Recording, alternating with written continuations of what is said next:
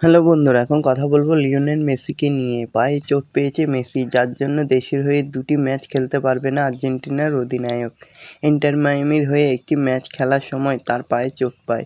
ক্লাবের পক্ষ থেকে জানানো হয়েছে চোট গুরুতর নয়, সপ্তাহ 2 বিশ্রাম নিতে হবে তাকে।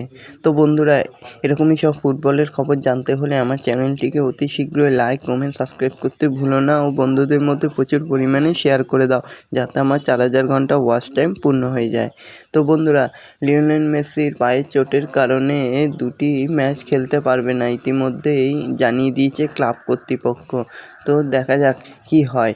ইন্টার মায়ামির হয়ে তিনি খেলার কথা ছিল, 2টি ম্যাচেই পায়ের চোটের কারণে খেলতে পারবে না। তবে চোট গুরুতর নয়, এটা ক্লাবের কর্তৃপক্ষ জানিয়ে দিয়েছে। সপ্তাহ 2 বিশ্রাম নিলেই ঠিক হয়ে যাবে। আমেরিকায় এই 2টি প্রদর্শনী ম্যাচেই পাওয়া যাবে না এই বিশ্বকাপজয়ী অধিনায়ককে, যা ম্যাচ ছিল আগামী 22 এবং 26শে মার্চ। 2টি প্রদর্শনী ম্যাচের খেলার কথা ছিল আর্জেন্টিনার।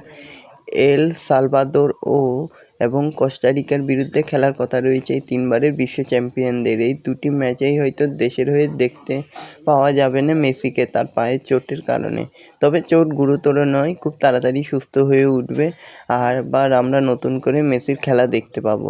তো বন্ধুরা, এরকমই সব মেসির খেলার খবর জানতে হলে আমার চ্যানেলটিকে অতি শীঘ্রই লাইক, কমেন্ট, সাবস্ক্রাইব করতে ভুলো না ও বন্ধুদের মধ্যে প্রচুর পরিমাণে শেয়ার করে দাও, যাতে আমার 4000 ঘন্টা ওয়াচ টাইম পূর্ণ হয়ে যায়। ধন্যবাদ সবাইকে।